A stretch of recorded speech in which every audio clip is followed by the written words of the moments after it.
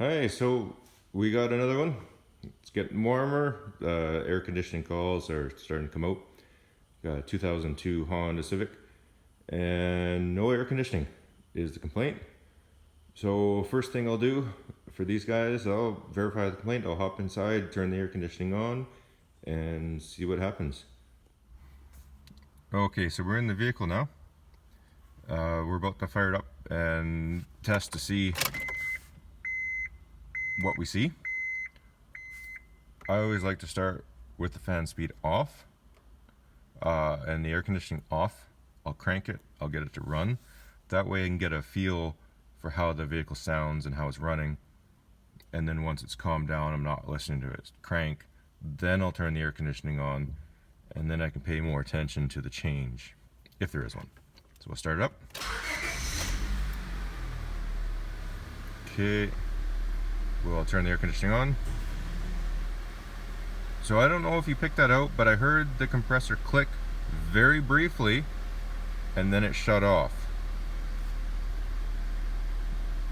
See if we can get that to do it again. Okay, it will not turn back on.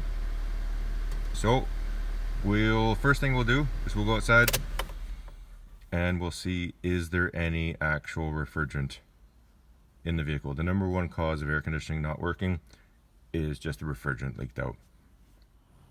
Okay, so we're under the hood and we're going to check to see if there's any refrigerant in the vehicle.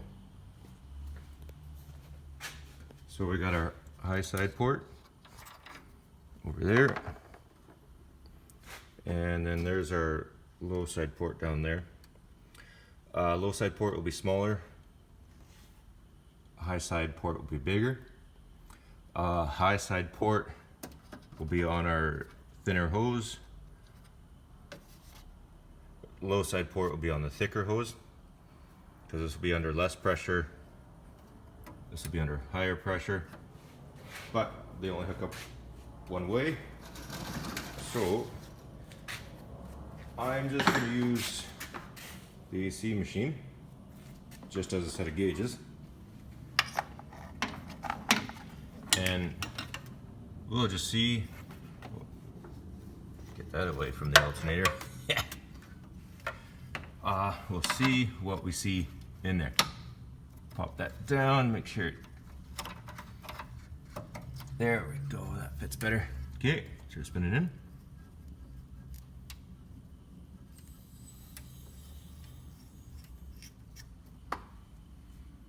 Okay, so I heard a little bit of hissing. It's generally a good sign. If you hear hissing,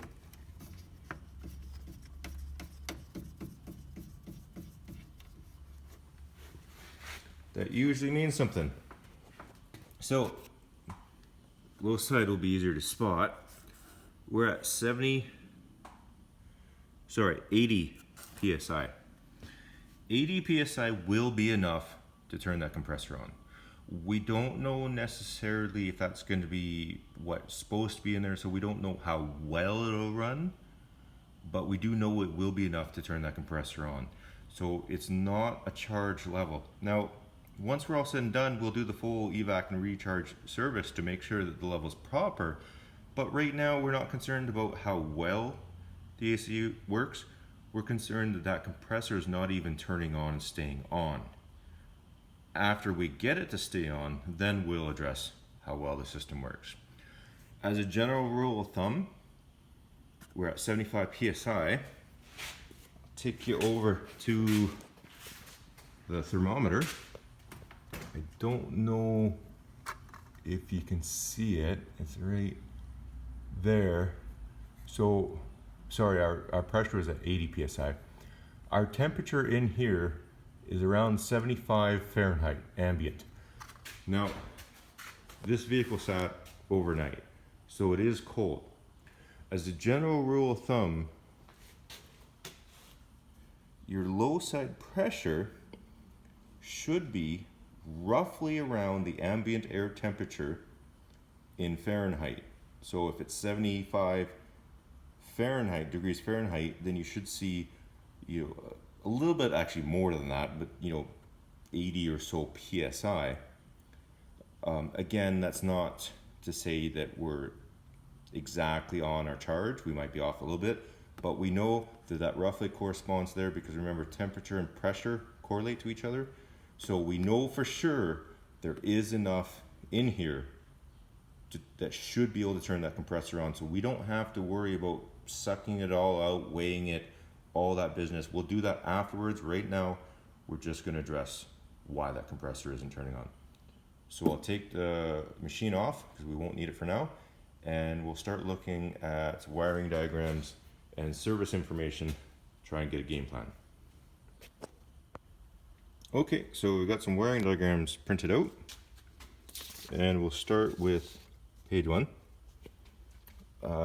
First things we'll do is we'll just look through the diagram and we'll just find the compressor. I like to start with the end and work my way backwards. So condenser, rad, AC compressor. There we go. Okay, so we see there's thermal protection circuit in there. We'll see there's an AC compressor clutch. That's what we're concerned about. So we follow that back. That comes to our AC compressor relay. And that comes all the way up. There's power. So we did hear it click. So, you know, we could have a relay that maybe that's not holding. We could just as easily have a compressor where the clutch is, either the air gap is too far or the magnetic coil inside there is breaking down. Maybe it's able to make initial contact but it's not able to hold it. So we could be dealing with a bad compressor. But we do know it is trying to at times command it on. So more often than not, I end up dealing with bad compressors. So the first thing I'm going to do is I'm going to test right here, and I'm going to see if I have got power there. Because if I have power there, especially after this connector right at the compressor, if I see power there, I'm done. I know it needs a compressor. I don't need to look at anything else. And then if I don't see power, then I'll start working backwards. Okay, our vehicle is running. We got the AC on, but if we see way down yonder,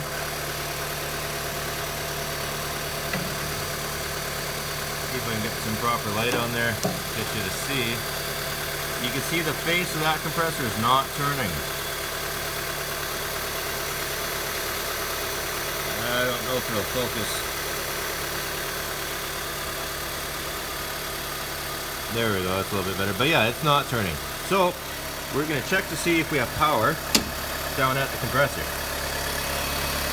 I have a piercing probe that's on the wire, the power wire to the compressor. Those two other red wires are for the thermal protection circuit. So I'm just going to see if I got power there. I got test light hooked up to battery negative. We'll verify that works. Test light works. We'll go down there and see. Okay, our test light's not lighting. What if we don't have connection? If we threw that compressor through the coil of the compressor, on the other side it'll have a ground. So let's check to see if our test light lights when we're looking for a ground. Now it has to go through the coil of the compressor, so it won't be as bright, but we'll see. So we'll switch our leads over to battery positive, because now we're looking for a ground. We'll just verify. Okay, we have that set up. Alright, and it's lit. So that means that our piercer probe is in fact into a wire. We are making connection, so we can trust that. We can trust that our light did not light, which means there is no power down there. So now we'll look at service information and see if we can figure out why. Okay, so we're back at the wiring diagram. we got a compressor here, and we'll look to see what has to happen to turn this compressor on, because we don't have power there. So we can try and find out why. Now, it could be that this connection here is bad. So, and I've seen that before. So it could be that maybe we have power down here, but the connector's all corroded out and it's just not getting to the compressor. So I did print out a diagram. So we'll see down here we have a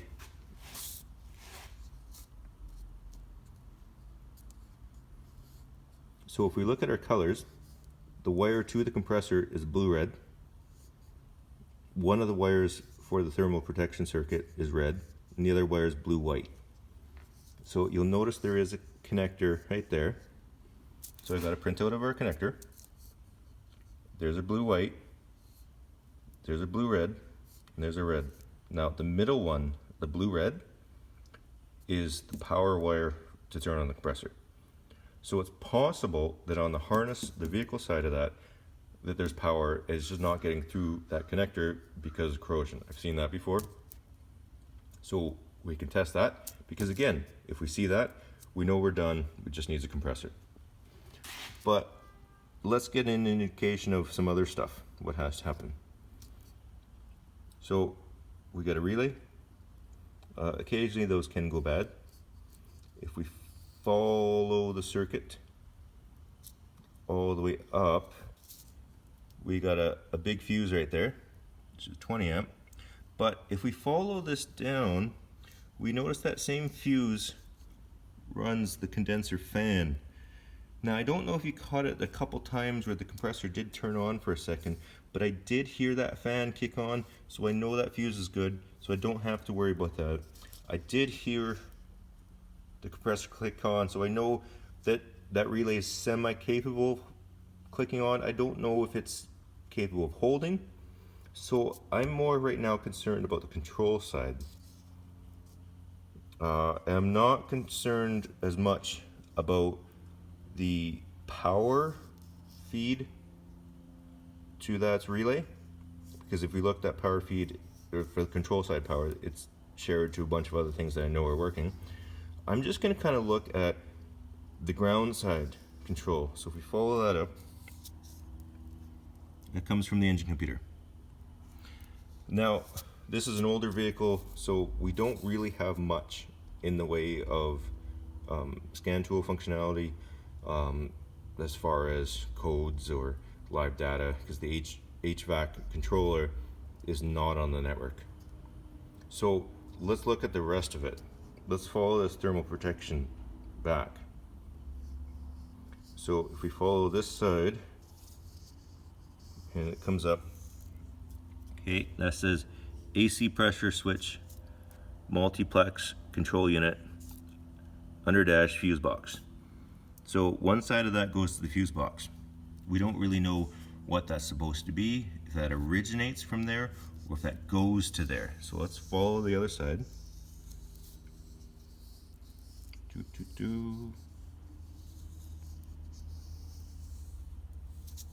Okay, goes through AC pressure switch, comes up, comes around 3 to the other page, and compressor control, and that's the HVAC controller. And if we look here, there is no communication wire, at least not with the OBD2 port.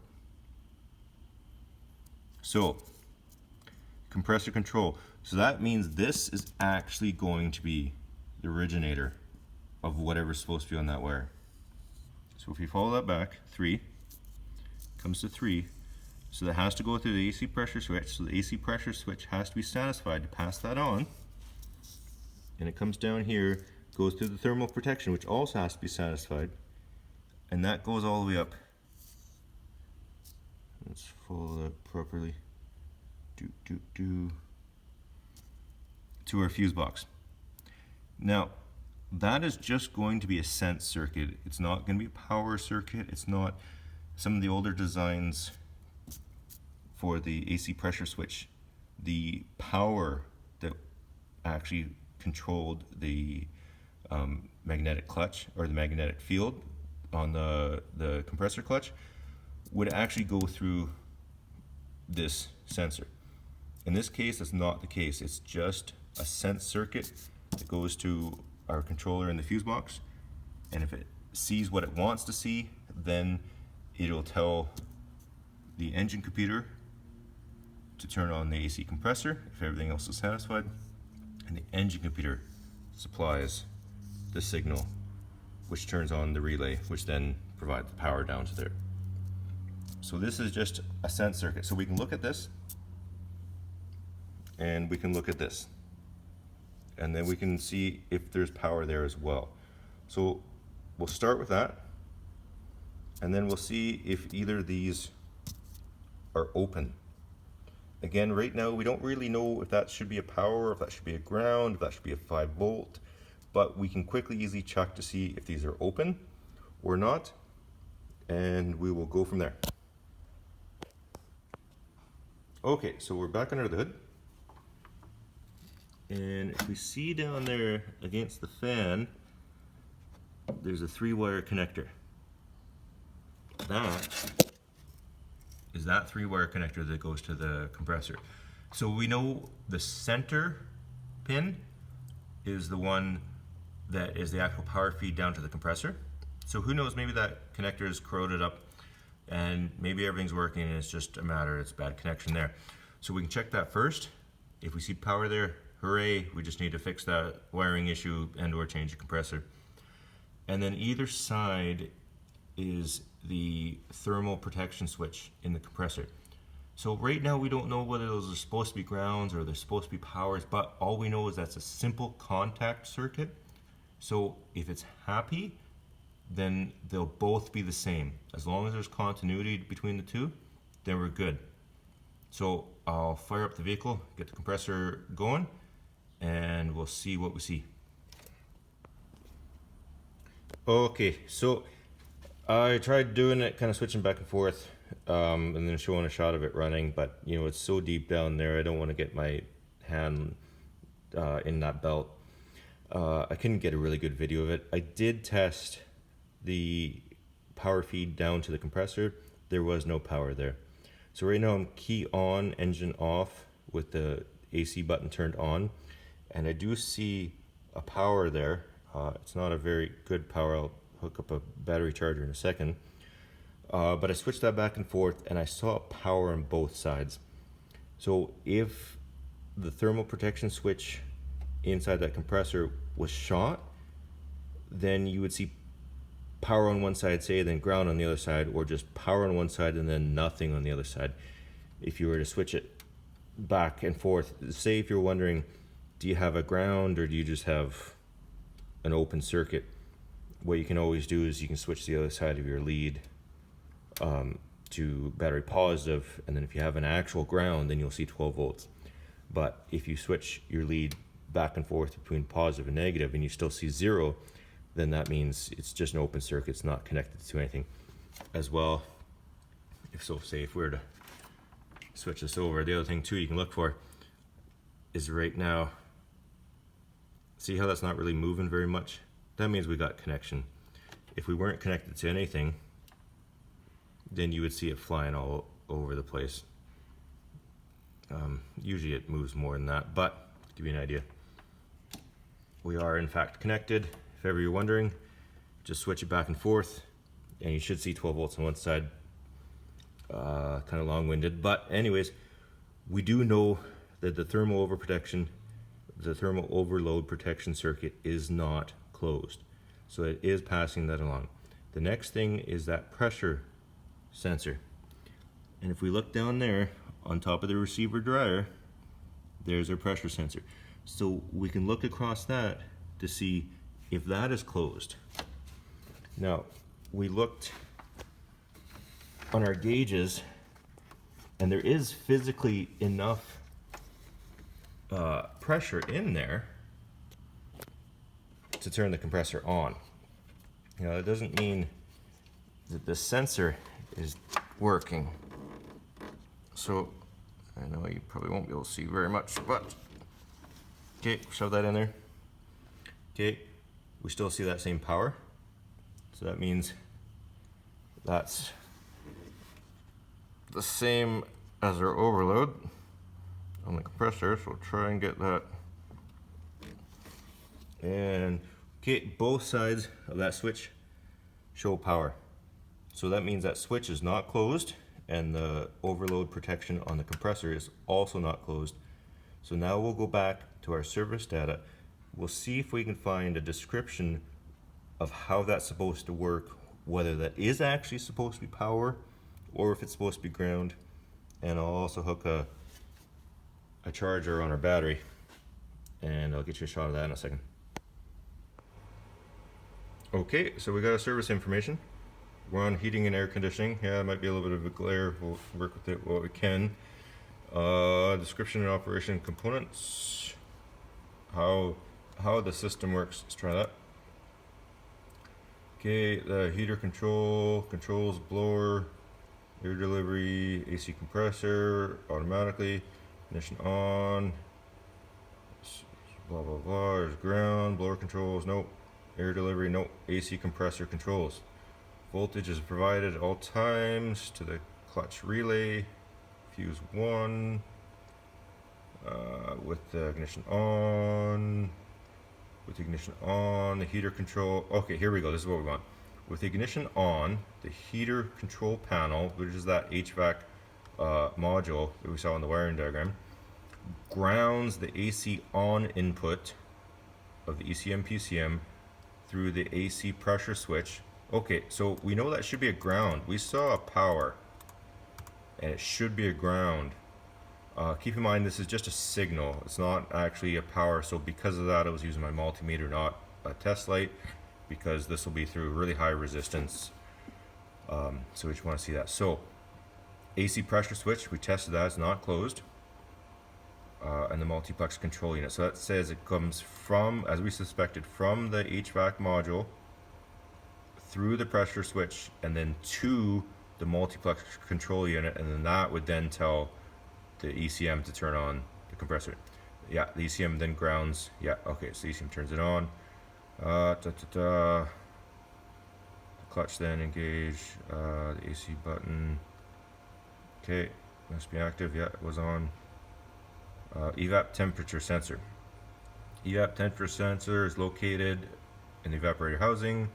If the temperature at the evaporator gets too cold, sensor sends a signal to the heater. Okay, so this is useful to turn off the AC compressor. So the deal with that is, if this system isn't regulated, then on the evaporator you always get a bit of condensation. That's when, if it's a really hot, humid day out and you got a vehicle running, idling out in the parking lot and the AC's on, you'll see it dripping water. And that's all that condensation coming off of the evaporator. Now, if that evaporator gets too cold, that'll turn to a brick of ice. And then if that's a brick of ice, your blower fan is trying to blow across that. Well, it can't blow across a solid object, so it won't actually blow any cold air. It needs to be non-frozen. The blower needs to be able to blow air through the fins of the evaporator to feel any cold inside. Now, one of the things to keep in mind with air conditioning, it's a bit of a misnomer to say that it's blowing cold. It's not actually blowing cold, because really there is no such thing as cold. It's just a matter of heat.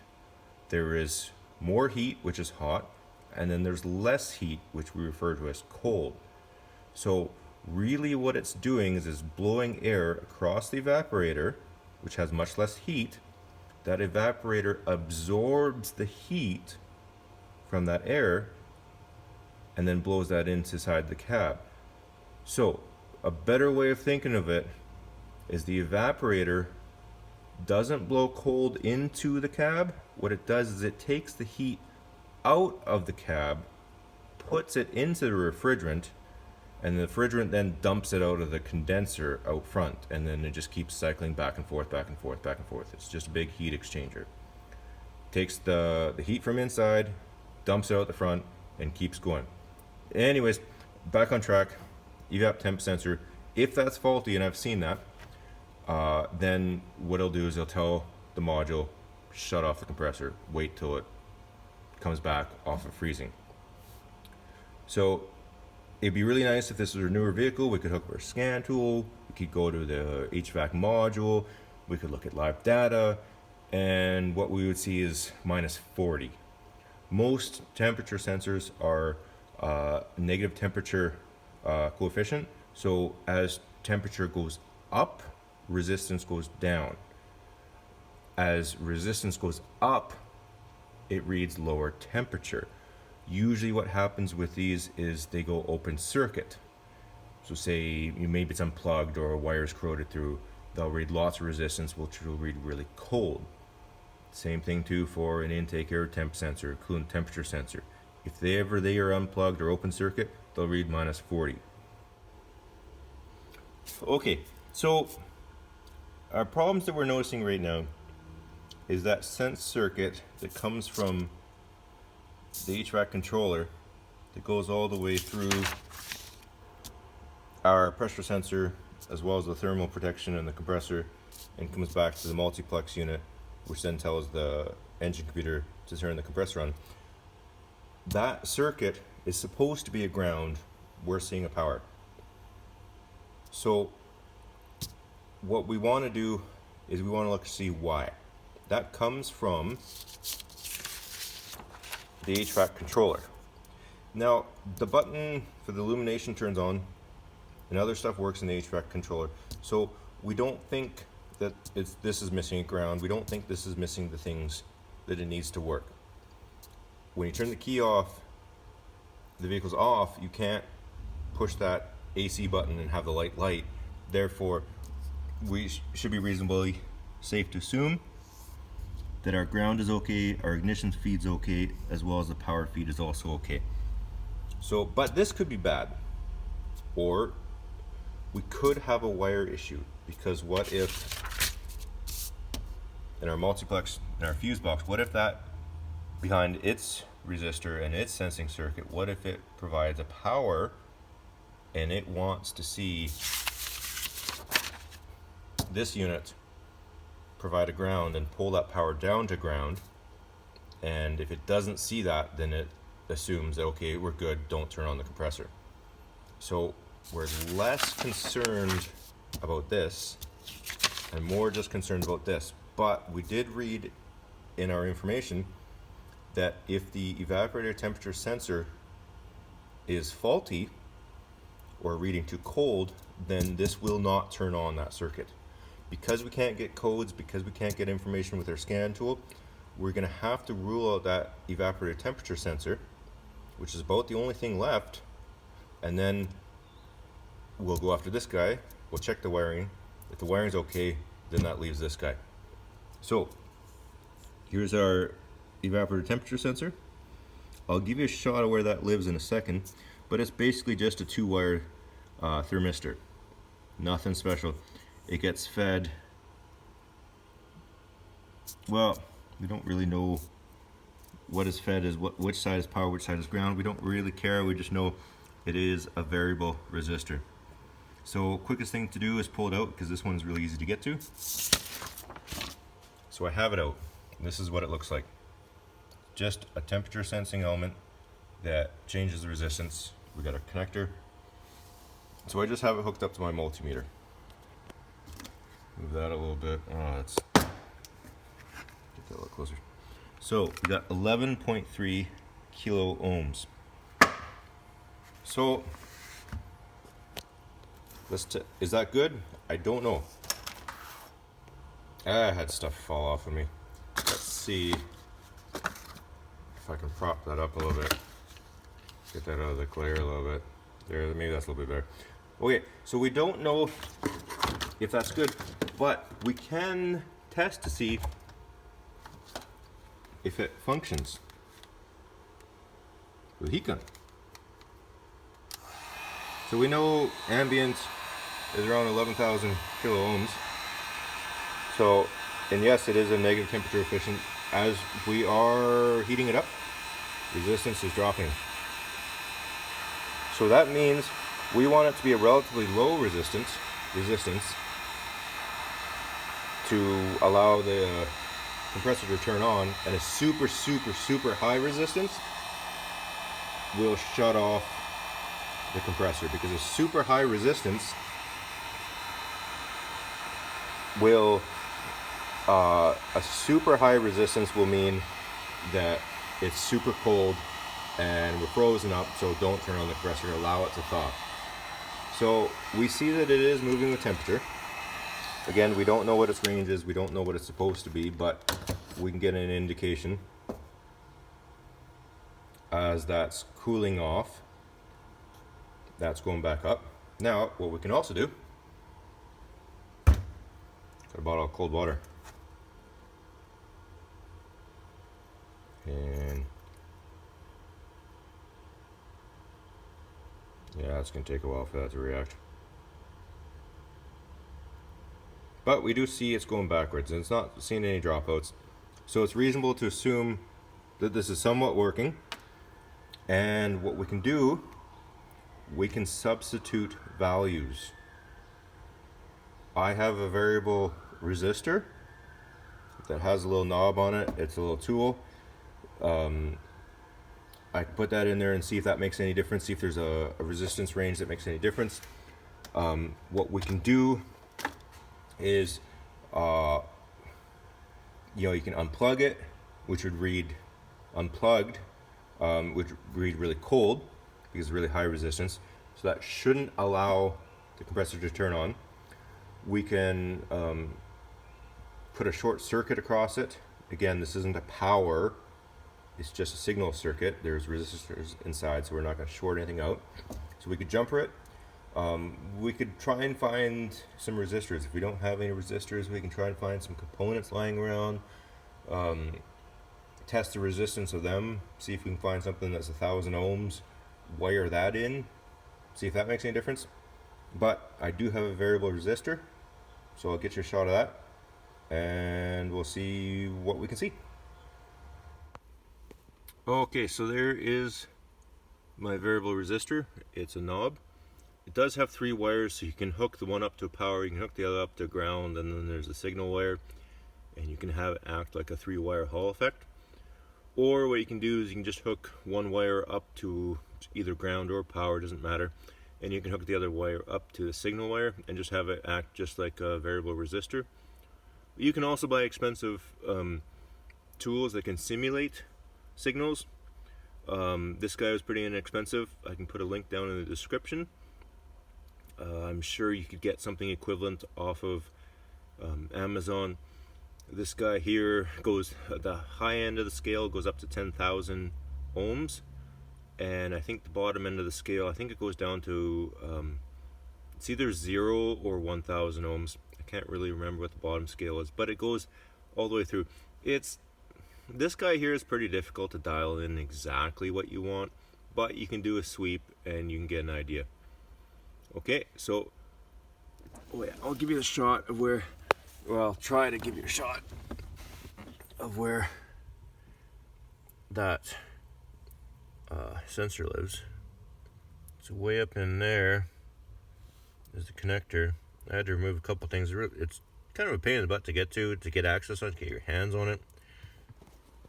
We can see now, I don't suspect there was anything wrong with that temp sensor, but let's see if we can find a value where it works. Turn it on. Okay, we heard our compressor for a little bit, we heard the fan for a little bit, the light is on, but our compressor's not running. So we'll go down here. I'll get you a better shot of what this looks like too, if I can. And I'm just going to turn it all the way one way, and we're just going to listen to see if anything happens.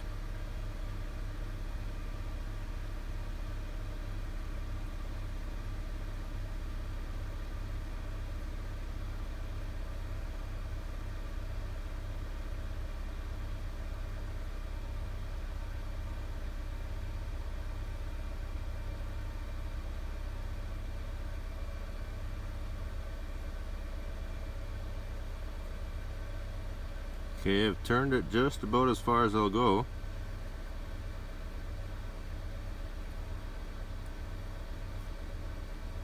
Yeah, okay, there's the end.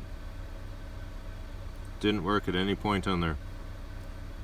So as we suspected, because it did seem like that sensor was working. So I don't think that was the problem. Okay, so now we're at a point where we're pretty suspicious of this control module. So we want to do our checks at the control module. We did check the evaporator temperature sensor, but we substituted the values as well as we unplugged it and checked the resistance of it, applied some heat, saw it was moving, seemed to be working pretty well. But we would like to check that at the actual module itself, because let's not forget that can still prevent this module from turning that compressor on. If this wire, where that comes up right here, compressor controls, if this wire is broken right around there, this computer will read -40 and it will prevent that compressor from turning on. So we want to make sure that actually gets back there. That's a brown wire on connector B. We don't know which one's A, which one's B, but we will see this one here is 22 wires or 22 cavities. This one only has 14. So it'll be the brown wire on the larger connector, and we'll also notice that it'll have no wires in the first couple cavities, and then also kind of in about the middle of the first row.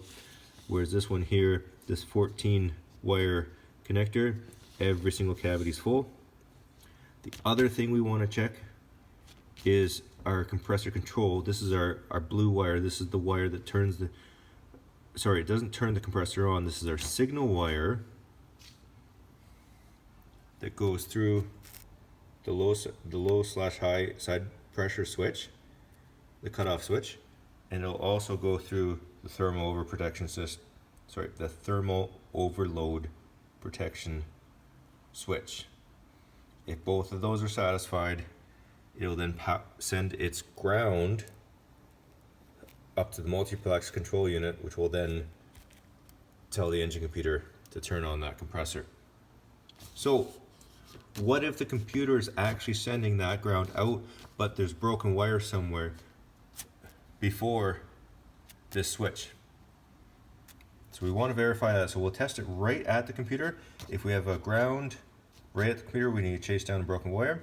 If we don't see a ground there, then we're going after this just as long as we make sure that the brown wire, where are we?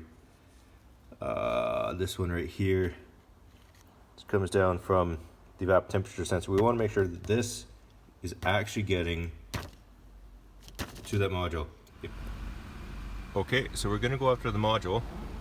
The module lives behind here. So in order to get this off, you have to take this guy out. This just pops right out. And I've already removed them, but there'll be two little bolts, 8 mils, up in here. There'll be one right there, and one over yonder, right there. Once those are out, then these are just a matter of clips, and you can pop this guy out. Just like so.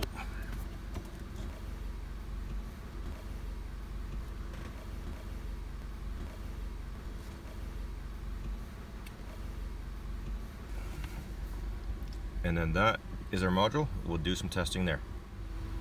Okay, so it might be a little hard to see. We are in that blue wire in the HVAC control module.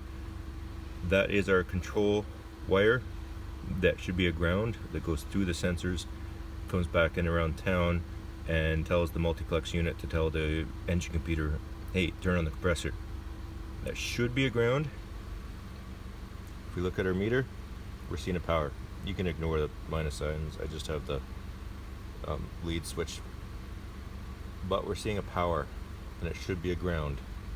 So that means there's not a wiring issue past this module.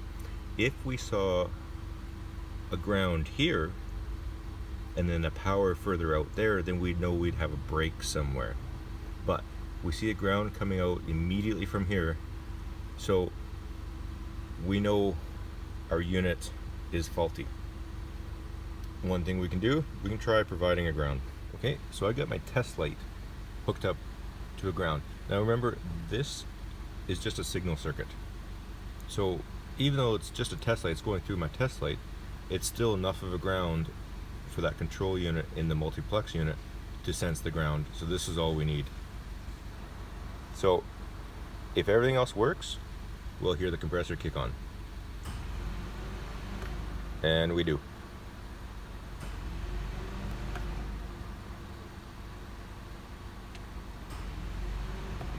So we know we have a bad unit. Now, as a final check for our evap temp sensor, because remember their evap temp sensor, if it is faulty, particularly if it shows really high resistance, so if it tells this control module that, hey, the evaporator is frozen, then that will prevent the control module from turning on the compressor. So just because our sensor is fine, we have to verify that that's getting back to the module. So I'm into that brown wire, and with our multimeter we're reading 2.5 volts.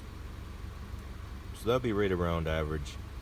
We don't really know what the full scale is, but if you see 2.5 volts, you can pretty much bet that that's going to be a 5-volt regulated circuit.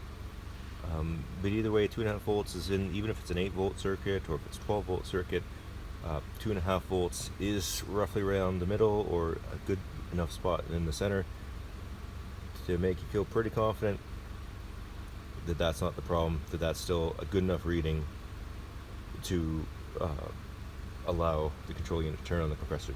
Remember, it's only if it's really cold, so super high resistance, so we would expect to see whichever way that circuit goes. I don't know if it sends out a ground and expects it to be pulled high, or if it sends out a regulated power and expects it to be pulled down, but we would see an extreme end of the spectrum, say 0.5 volt or 4.5 volts if it's a 5-volt scale, or 12 volts if it's a 12-volt scale, what have you.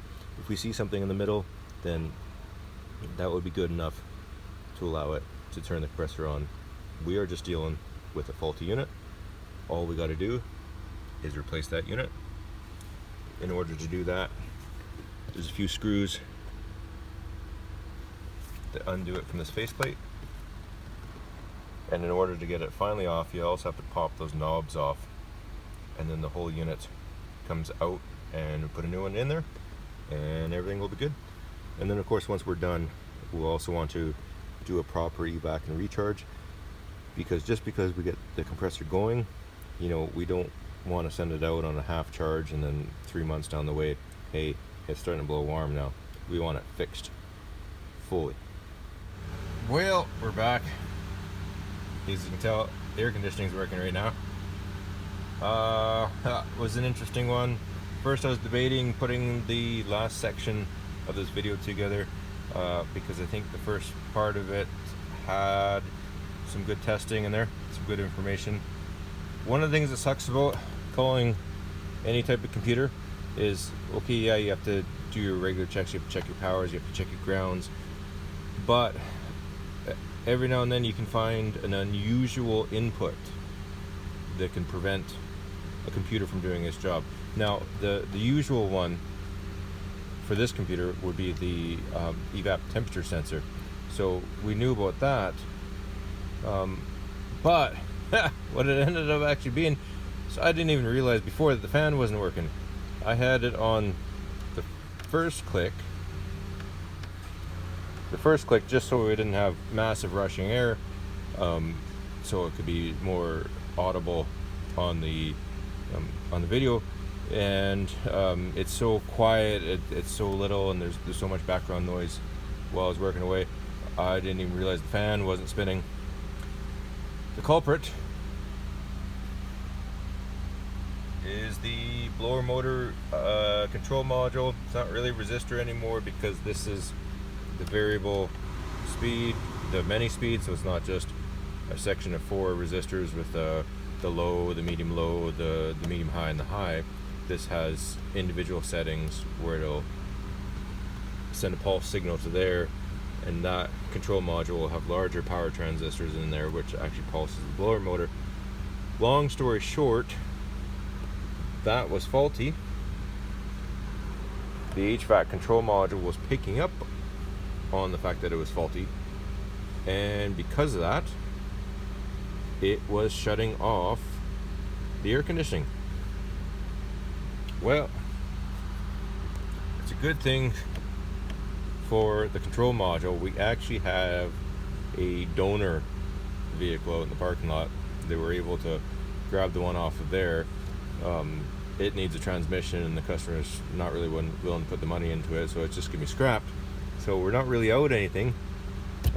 You know, sometimes calling computers, sometimes you can go through, you can kind of check all the things you can think of checking, but you never know. You can have some fun days. But if I can unplug that, you probably won't be able to see too much. Maybe I can do it with one hand.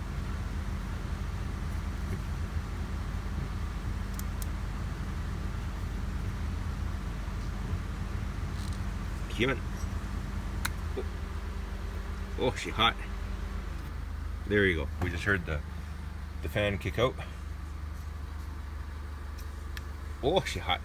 All because of this. Thanks for watching.